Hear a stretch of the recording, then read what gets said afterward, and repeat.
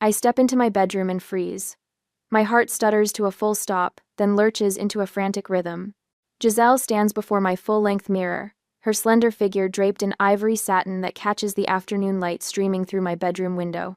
My wedding after-party dress. The one I spent 3 months searching for, the one that made James's eyes light up when I showed him the designer's sketch. My grandmother's diamond earrings dangle from her ears, catching prismatic light with every slight movement of her head. The heirlooms meant for me. The ones Grandma Rose promised would be mine on my wedding day. Giselle tilts her head, admiring her reflection, completely oblivious to my presence. The ivory satin cascades over her shoulders like it was made for her because it was made for me. "What are you doing with my wedding dress?" My voice barely rises above a whisper, but it carries enough force to make Giselle turn. Instead of guilt, her expression brightens. "Helena, perfect timing." She runs her hands down the fabric. "It looks better on me anyway." Mom agrees. The words hit me like a physical blow. Behind me, a floorboard creaks. I turn to find my parents hovering in the doorway, their expressions a mixture of discomfort and determination. They knew. Of course they knew. "Honey?" Mom steps forward, her voice taking on that placating tone I know too well. "You'll have the main wedding gown. Can't you share just this once?" Dad nods, waving his hand dismissively. "Your sister has always looked stunning in white." Their words unlock a flood of memories. Giselle borrowing my designer shoes for a date, returning them scuffed beyond repair. My vintage purse coming back with makeup stains embedded in the leather. The cashmere sweater I saved 3 paychecks to buy, stretched beyond recognition after her weekend trip. Family comes first. I'd told myself each time, swallowing my objections, burying my resentment. Last winter flashes before me. The outfit I'd carefully styled for Senator Graham's daughter, the client who could have launched my styling career into the stratosphere. Giselle borrowing the ensemble for just an hour before I delivered it. The red wine stain spreading across the custom jacket like a wound. "This is strike one," my boss had warned, eyes cold with professional disappointment. When I confronted my parents, their response was swift. "Accidents happen. She's your sister." I stand straighter now, shoulders pulling back. Something inside me shifts, like tectonic plates realigning after years of pressure. "Not this time." The words come out clear and steady. "Take it off." Silence fills the room, thick enough to choke on. Giselle's lips part in shock, her eyes widening with the unfamiliar sensation of being denied. "You can't be serious." She laughs, but it sounds hollow even to her ears. "Mom, tell her she's being ridiculous." Mom steps toward me, hands outstretched in supplication. "Helena, sweetie, there's no need for drama. Giselle just wants to feel special too." "Take it off," I repeat, my voice dropping lower. "Now, or I call off the wedding." The threat hangs in the air between us. Dad's face flushes crimson, but something in my expression stops whatever rebuke was forming on his lips. "Fine," Giselle spits the word. "I didn't want your stupid dress anyway." Her fingers fumble with the delicate zipper, her movements deliberately rough. I step forward and catch her wrist before she can damage the fabric. "The earrings too," I say quietly. With exaggerated care, she removes my grandmother's earrings, dropping them into my palm with enough force to make a statement. The diamonds burn cold against my skin. Later, after Giselle has flounced from my room in theatrical outrage, I hang the dress in my closet. My parents' cold glares follow me, promising consequences for this rebellion. I run my fingers over the smooth fabric, heart still pounding. For 27 years, I've stepped aside, made room, kept peace, the good daughter, the responsible one, the one who understands. Looking at my dress, I make a silent promise. Not anymore. They've taken enough. This wedding will be mine. And God help anyone who tries to steal another piece of me. The following day, James drops his notebook on our coffee table and rubs his temples. "So that's it? We've decided on the honey lavender cake with buttercream frosting?" I nod, leaning back into our sofa. After weeks of tastings and disagreements, we finally locked down the last major wedding decision. James reaches for my hand, his thumb tracing circles on my palm. 3 more weeks, Helena. Just 3 more weeks until you're Mrs. Helena Wells." The doorbell chimes before I can respond. I check my phone, no scheduled visits. James raises an eyebrow but rises to answer it. My parents' voices float from the entryway, my mother's rapid-fire questions about our new sofa slicing through the peaceful afternoon. They didn't call. They never call. They just appear, like unwelcome spirits summoned by wedding planning. "We brought the family wedding planner," Mom announces, swooping into our living room. She clutches a leather-bound binder that I've never seen before. Dad follows, his eyes darting around our apartment, mentally calculating what we paid for everything. "We've made some adjustments," Mom continues, spreading the binder across our coffee table, covering our own notes. "Just small tweaks to make everything perfect." James catches my eye as he settles beside me. His fingers find mine again, squeezing gently. Mom flips to a page labeled Bridal Party and points to a new notation I've never seen. "We've added Giselle as co-bride with a matching white gown and coordinating jewelry." Note. The room tilts sideways. "Co-bride?" James leans forward. "There's no such thing as a co-bride. It's our wedding." Mom waves her hand dismissively. "It's a new trend, very European." "It's not a trend," I say, my voice steadier than I feel. "And it's not happening." "And it's not happening." Dad clears his throat. "Helena, be reasonable. Your sister has been looking forward to this." "Looking forward to what? My wedding?" The words scrape my throat. "To sharing this special day," Mom corrects, her smile tightening at the corners. After they leave with promises to discuss this further, I sit at our laptop and check my email. Something feels wrong. I type "wedding" in the search bar and watch as dozens of exchanges between my mother and our venue appear emails where I was not copied. "James?" I call, my voice barely audible. "You need to see this." He reads over my shoulder, his breath catching. "Special instructions to the venue coordinator about highlighting both sisters equally. Detailed arrangements for balanced photo opportunities. A request for 2 bridal suites." My phone buzzes with a notification. Giselle has tagged me in an Instagram post. My stomach clenches as I open it. There she stands in my after-party dress, now altered slightly, with the caption, "Final fitting for my wedding look, sister ceremony, double the brides." The comments flood with confused congratulations. "Didn't know you were engaged too. What's a sister ceremony? So cool you're both getting married." My phone rings, Aunt Catherine from Virginia. "Helena, honey. Your mother just told me about this unusual sister ceremony. Is this something you really want?" The room spins as I try to explain that none of this was my idea. More calls follow. Family friends. Distant relatives. All confused, all asking the same question. Why am I making my sister a co-bride? When I confront my mother by phone, her voice drips with practiced martyrdom. "You've always been the strong one, Helena. Giselle needs this. She's been so depressed since that breakup last year." My father's voice cuts in on the extension. "We're paying for half this wedding. We have a say in how it unfolds." More calls, more pressure. Uncle Robert suggesting I be the bigger person. Cousin Samantha wondering if I'm being a bit selfish. Each conversation feels like water rising around my neck. Only Aunt Martha tells me the truth when she visits the next day, her voice low as she glances toward the door. "They've been planning this since you announced your engagement. Your mother had Giselle's dress ordered the same week you ordered yours." I press my hands against our kitchen counter, feeling the cool granite anchor me. "How do you know this?" "I overheard them at Christmas. Your mother said it would be easier to ask forgiveness than permission." Martha squeezes my arm. "I should have told you sooner." That evening, I visit Grandma Rose at her assisted living facility. Unlike my parents' sprawling house, her small apartment feels like a sanctuary. "This is your day, Helena," she says, her arthritic fingers covering mine. "No one else's, not your sister's, not your mother's." When I return home, James has spreadsheets open on our laptop. "We can pay for it ourselves," he says, without looking up. "I've run the numbers 3 ways. We can make it work."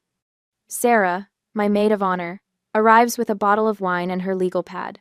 "I'm documenting everything," she announces, flipping to a detailed timeline of every boundary violation, in case things get ugly. My phone rings again, my boss this time. I almost let it go to voicemail, but something makes me answer. "Helena?" he says, his voice uncharacteristically gentle. "One of our clients mentioned your double wedding. Want to tell me what's happening?" I explain in halting sentences, expecting professional concern about how this might affect our business relationships. Instead, he surprises me. "Your sister cost us that Senator Graham campaign," he says flatly. "Don't let her cost you your wedding too." That night, my parents deliver their ultimatum via text. include Giselle as co-bride, or lose their financial support. The message contains thinly veiled reminders about Grandma Rose's care and how family reputation affects my professional standing. I stand at our bedroom window, staring at the city lights below. James wraps his arms around me from behind. "This isn't just about a dress anymore," I whisper. "This is about my entire life." 2 days after finding the messages, my phone screen illuminates with another notification. Giselle's tearful face fills the local morning show segment. All I wanted was to share in my sister's special day. The host nods sympathetically. "And she refused to let you wear the dress?" "She threatened to cancel the entire wedding." Giselle dabs at her eyes with a tissue. "After everything our family has done for her." I slam my coffee mug down so hard liquid sloshes onto my kitchen counter. The morning show host doesn't mention how Giselle tried on my dress without permission, how she's borrowed and ruined my things for 27 years, or how this wedding is supposed to be about James and me, not her. Within hours, share with sister trends on local social media. My cousin Denise texts, "Is it really such a big deal? Family should come first." My phone rings. Aunt Carol, who hasn't called me in 3 years. "Helena, I raised you better than this. Your mother is heartbroken." I grip the phone tighter. Did Mom mention she tried to make Giselle a co-bride? Don't be dramatic. She just wants both her daughters to shine. The doorbell rings. A delivery man hands me a stack of letters from my parents' church congregation. The top envelope, already opened, contains a handwritten note. "Honor thy father and mother." I drop the pile into the recycling bin. Monday morning at the studio, I arrange outfits for Valerie Torres, an influencer with 2 million followers. My concentration fractures with each phone vibration. 12 texts from Mom, 7 from Dad, 23 from Giselle. "Is everything okay?" Valerie asks, studying my face as I adjust her collar. "You seem distracted." "Everything's fine." I lie, pinning the hem of her dress. "I saw that news segment with your sister." Valerie tilts her head. "Wedding drama, right? My followers are talking about it." My hands freeze mid-pin. My private life, my professional space, the boundaries blurring like watercolors in rain. It's complicated. I manage. After Valerie leaves, Diana, my boss, calls me into her office. The morning segment plays silently on her computer screen. "This needs to stay out of the studio," she says, gesturing toward the footage. "Clients come to us for perfection, not family soap operas. Keep it together or take a leave of absence." I nod, throat tight. It won't be an issue. Tuesday evening, I drive to Grandmother Rose's cottage in Pasadena. The familiar scent of cinnamon and old books wraps around me as I step inside. Her walls display family photos spanning decades, including one of my mother and her sister at a wedding, standing uncomfortably apart. "You look exhausted, my dear." Grandmother Rose guides me to her worn floral sofa. The tears come without warning. "They're making me the villain." Giselle went on television. The church congregation sent letters. My boss threatened my job. She holds my hand, her skin paper thin but her grip surprisingly strong. "Your mother did the same to her sister." I look up, startled. "What?" "At Louise's wedding. Your mother wore white, insisted on standing next to the bride in photos, demanded matching flowers. When Louise objected, your grandpa sided with your mother." She sighs. "They haven't spoken in 30 years. I didn't know." "I need to.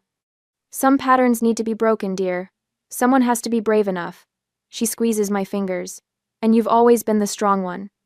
Grandmother Rose stands slowly, her knees creaking. "I have something that might help you." She leads me to her bedroom where a cedar chest sits at the foot of her bed. The hinges protest as she lifts the lid.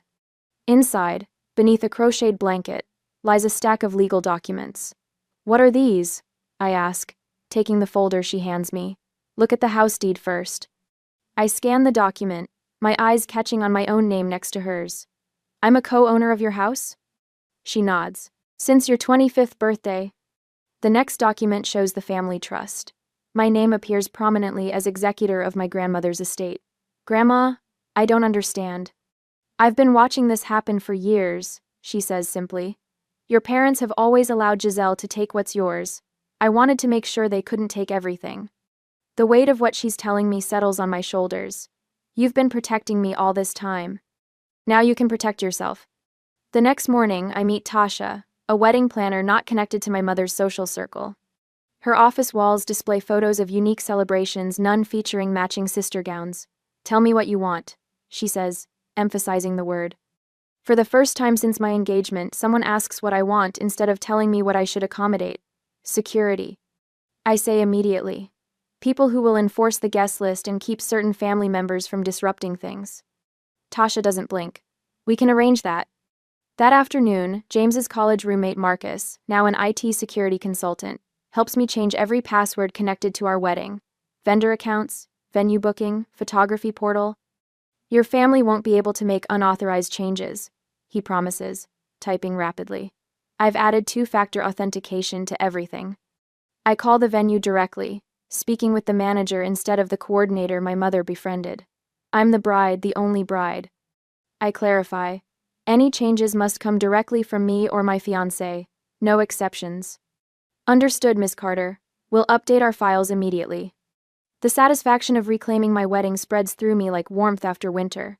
I transfer funds from my savings account to cover my parents' portion of the costs.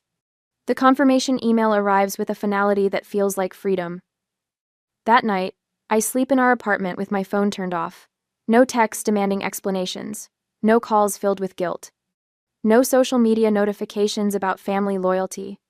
James finds me on the balcony the next morning, watching the sunrise with a cup of coffee. "You look different," he says, joining me. I feel different. For the first time in weeks, my shoulders don't carry the familiar tension. The knot in my stomach has loosened. I've spent my life trying to keep peace by giving pieces of myself away. Now I'm gathering those pieces back, one boundary at a time. Some might call it selfish. I call it survival. Later that week, after I thoroughly checked every part of the plan, I met my family for dinner. "It's time to begin." "You were right," I tell my mother, watching her shoulders relax as she serves another helping of pot roast. "Family should come first." The dining room falls into stunned silence. Dad's fork pauses halfway to his mouth. Giselle, sitting across from me, narrows her eyes in suspicion before a slow smile spreads across her face. "I knew you'd come around," Mom says, patting my hand. The diamond on her wedding band catches the light, reminding me of Grandma Rose's earrings. "We all want your wedding to be perfect." "For everyone," Dad adds pointedly, reaching for his wine glass. I nod, swallowing the bitter taste in my mouth. "Actually, I was thinking Giselle might want to try on the after-party dress one more time, for proper measurements." Giselle nearly knocks over her water glass. "Really?" "Really," I confirm, pulling my phone from my purse. "Maybe we could take some photos for the memory book." Later, as Giselle twirls in my bedroom, I snap photo after photo. The ivory satin flows around her ankles as she poses dramatically beside my dressing table. Mom hovers nearby, her smile triumphant. The earrings dangle from Giselle's ears, catching prismatic light with each movement. "These photos will be treasured forever," Mom says, squeezing my arm. I smile, clicking one final shot. Yes, they will. While they chatter about shoe options, I step into the hallway, thumb moving swiftly over my phone screen. The carefully crafted email sends with a quiet whoosh. My chest loosens for the first time in weeks. The next morning, my social media post goes live at precisely 8 a.m., when Dad starts his workday, and Mom checks her accounts over coffee. "A bride deserves respect," reads the caption. Below it, a gallery unfolds. My designer shoes before Giselle borrowed them, then after scuffed beyond repair. My vintage purse, once pristine, now stained with makeup. My cashmere sweater, stretched beyond recognition. And finally, Giselle wearing my wedding after-party dress, and grandmother's earrings. The comments flood in immediately. My professional colleagues rally with supportive messages and a hashtag that starts trending by noon. Bride not bullied. My phone begins vibrating non-stop. I silence it, sliding it into my desk drawer at work. My boss passes by, glancing at my computer screen where the post continues gathering momentum. "About time," she says simply, and walks away. By lunch, 3 wedding vendors have publicly confirmed they will only take instructions from the actual bride, Helena Carter. My mother has called 17 times. I send each call to voicemail. "What are you doing?" James asks when I arrive at the bank that afternoon. His voice holds no judgment, only curiosity. "Reclaiming what's mine," I answer, squeezing his hand before approaching the bank manager's desk. I spread the documentation across the polished surface: receipt copies, transfer records, email confirmations, evidence of every dollar I contributed to our wedding fund, which my parents conveniently control. These payments were made under false pretenses, I explained calmly. I'd like them refunded to this account instead. The manager reviews the paperwork, nodding slowly. Everything appears in order, Miss Carter. James watches in quiet amazement as the manager processes the transfers. 20 minutes later, we walk out with financial leverage eliminated. My parents can no longer threaten to withhold funds they no longer control. I record a brief message on my parents' answering machine. I've handled the payments. The wedding will proceed as James and I planned it. The dress disappearance is my final move. I know Giselle's schedule by heart. 27 years of accommodating her has its advantages. While she's at her hair appointment, I empty my closet of everything wedding-related. My phone buzzes with Giselle's name 30 minutes later. Where is it? Her voice trembles with rage. Mom and Dad are furious. I imagine they are. I fold the ivory dress carefully into an acid-free box at my grandmother's house, miles away from prying hands. You can't do this. Giselle shrieks. That dress looked better on me anyway. Some things aren't meant to be shared. I place Grandma Rose's earrings in their velvet case beside the dress, especially when they were never yours to begin with. I end the call amid her protests, powering off my phone completely. Grandmother watches from her armchair, a small smile playing at the corners of her mouth. They'll be livid, she says, not sounding troubled by the prospect. Let them be. I close the lid on the box, running my fingers over the smooth surface. They've had control of my narrative for 27 years. The wedding is mine. Grandmother nods, reaching for my hand. And so, finally, are you. On the wedding day, I arrive at the venue 3 hours before the ceremony to find chaos already brewing. Through the glass doors, I spot Mom gesturing dramatically to the venue coordinator while Dad waves what looks like our contract in the air. Giselle stands slightly behind them, draped in a white dress suspiciously similar to my wedding gown. We had an understanding about the sister ceremony. Mom insists, her voice carrying across the marble foyer. It's a family tradition. The venue coordinator looks baffled. Ma'am, there's nothing in our paperwork about 2 brides. It's a verbal agreement, Dad blusters. We could pursue legal action for breach of contract. I grip James's hand tighter as we watch through the window. His college roommates, our impromptu security team, stand at strategic points around the entrance, looking both professional and immovable in their suits. Ready? James asks, squeezing my fingers. I nod. More than ever. When we enter, Mom's face pales. Giselle's mouth forms a perfect O of surprise. They didn't expect me for another hour, plenty of time to rearrange my wedding. Miss Carter, the coordinator rushes over, relief washing across her face. Perhaps you can clarify? There is no sister ceremony, I say, loud enough for the small crowd of workers to hear. My parents and sister are confused. I turn to Marcus, James's former linebacker friend now working security. Please ensure they stay in the designated family area until the ceremony. They're not authorized to make changes to any arrangements. Dad's face flushes crimson. You can't. I can, I interrupt, my voice steady. And I am. 2 hours later, I stand in the bridal suite with Grandma Rose adjusting my veil. My wedding gown, the main one, not the reception dress, Giselle tried to claim, cascades around me in waves of delicate lace. You look magnificent, Grandma says, her fingers trembling slightly as she secures the veil with a vintage pearl pin. Strong. Sarah, my maid of honor, returns from scouting the ceremony space. Your parents got the message. They're sitting in the front row looking like they've swallowed lemons.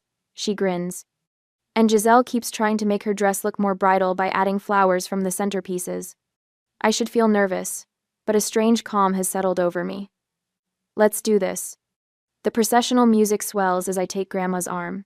We planned this carefully, no father walking me down the aisle. Instead, the woman who showed me what real support means guides me toward my future. As we enter, I hear the celebrant's voice ring clear. Today we gather to witness the union of Helena and James only. She places deliberate emphasis on the final word, making several guests shift uncomfortably. Mom's smile looks brittle. Dad stares straight ahead. Giselle fidgets with her costume jewelry, a poor imitation of Grandma's diamonds currently nestled in my bridal suite safe. I lock eyes with James and never look away. His smile becomes my anchor as I glide past the family that tried to steal even this moment. The reception begins with delicious tension as I emerge from the bridal suite in my ivory satin after-party dress, the one from the ambush. Grandma's diamond earrings catch the chandelier light with every movement of my head. The symmetry feels perfect. You reclaimed it, Grandma whispers, adjusting one earring. Everything, I confirm. Giselle sits at the family table, her expression fluctuating between outrage and calculation. Mom's anger shows in her white-knuckled grip on her champagne glass. The photographer captures it all, immortalizing their displeasure alongside my joy. When it's time for toasts, I rise first. To those who truly support us and respect our boundaries, I say, raising my glass toward Grandma, then James, then Sarah.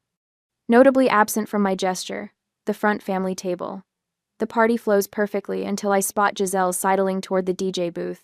Mom follows close behind, whispering urgently to the wedding planner who shakes her head firmly. Special sister toast. I hear Mom insist. It's traditional.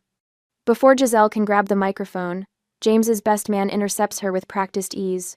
The bride's playlist is quite specific, he says pleasantly, steering her away. I cross the dance floor, stopping directly in front of my sister. Not today, I tell her quietly. Not ever again. Her eyes widen. For once, she seems to understand, I mean it. 20 minutes later, Dad corners me near the cake table. We need to talk. Now. I follow my parents into a small side room, where Mom immediately dissolves into tears. You've humiliated us in front of everyone we know. Dad hisses. You'll regret this public display. Mom dabs her eyes dramatically. After all we've done for you, the sacrifices, the support. I study them both, really look at them perhaps for the first time. Mom's tears that appear and vanish with strategic precision. Dad's authority that crumbles when challenged. Thank you, I say finally. They look startled. For what? Mom asks cautiously. For showing me exactly who you are. I straighten my grandmother's earrings. Now I know exactly who I need to be. And... Dad steps forward. If you walk out that door... You'll what? I ask. Take my car? My inheritance? My wedding dress? You've been taking pieces of me my entire life. There's nothing left for you to claim. I open the door, pausing in the threshold. Enjoy the cake. I picked chocolate because it was the only flavor Giselle hates. The reception continues without them. James finds me on the dance floor, pulling me close as we sway to our song. Over his shoulder, I watch my grandmother chatting happily with his parents, her diamonds catching the light with every laugh. Some jewelry isn't just decoration. Sometimes, it's armor. 6 months later, I stand in the bay window of our Connecticut living room, watching autumn leaves spiral across the lawn. 3 states and 800 miles now separate us from my family. The distance feels like oxygen. More coffee? James asks, patting across the hardwood floors in his weekend socks. Please. I accept the mug, inhaling the rich aroma. I was just thinking how quiet it is. No unexpected visits, no drama, no one borrowing my things. James settles beside me on the window seat. Your mother called again yesterday. I know. I curl my fingers around the warm ceramic. I'll call back next week. On my terms, with my boundaries in place. And if they push back? I shrug. Then the conversation ends. They're learning I mean what I say now. James kisses my temple. I'm proud of you. I can breathe here, I whisper, the simple truth of it still astonishing. Grandmother's silver Buick pulls into our driveway later that afternoon. Her move to the senior living community 10 minutes from our house was the best decision we made after the wedding. She settles at our kitchen table while I prepare tea. Her arthritis has worsened, but her eyes remain sharp as ever. I finalized everything with the attorney, she says, sliding a folder across the table. You're the executor now, and the primary beneficiary. The papers blur beneath my suddenly damp eyes. Grandma, you don't have to. You were the only one who saw them for what they were. Her weathered hand covers mine. This family has a pattern. Look. She opens a photo album I've never seen before. Pictures of my mother as a child, always stepping aside for her sister. My grandmother, young and resigned, surrendering her dreams to her brother's demands. 4 generations of doormats, she says with surprising frankness. Until you.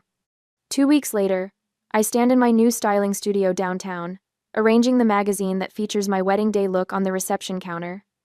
My phone buzzes with a new client booking a television actress whose Instagram post about my boundary-setting bride style has brought an influx of business. What would make this moment perfect is knowing Giselle saw the latest issue of Style Quarterly, where her favorite influencer wears my signature accessory collection. I feel a satisfied smile spread across my face as I arrange the display. Creating, not accommodating. Building, not surrendering. The package arrives on a Tuesday. No return address, but I recognize my mother's handwriting. Inside lies my childhood diary, its purple cover faded. I flip through pages filled with my adolescent handwriting, documenting each borrowed item that never returned. A note falls from between the pages. Perhaps we should have listened. Not an apology, but acknowledgement. It's something. I place the diary on a bookshelf visible but not central. A chapter closed, not forgotten. Weeks later, Thanksgiving arrives with the scent of rosemary and warmth. Our dining table extends to welcome grandmother and the friends who stood with us through everything. Sarah arranges flowers while James carves the turkey. My phone rings in the study. My parents' number. "Do you need to get that?" Grandmother asks, knowing exactly who's calling. "Tomorrow," I decide, returning to the table. Today is for joy. Today is for joy. We raise glasses as James offers a toast. To chosen family and hard-earned peace. I look around at these people who love without conditions, who support without manipulation, and feel the rightness of this moment. Some things are worth keeping. Some things are worth sharing. And some things like your self-respect should never be given away. As we laugh and pass dishes, I wonder what stories others might share about drawing their own lines in the sand. What finally gave them the courage to say enough? Perhaps their journeys echo mine. The phone stops ringing. Tomorrow is soon enough.